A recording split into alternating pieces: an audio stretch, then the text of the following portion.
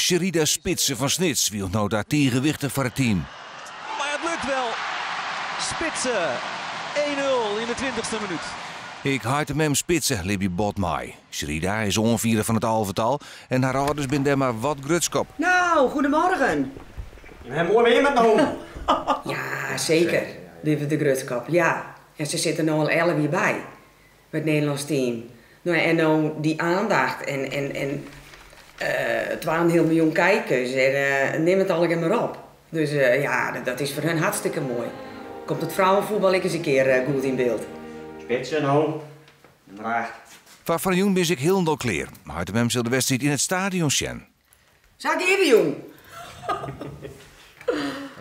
En hoe het er dan uitzocht als Nederland wint?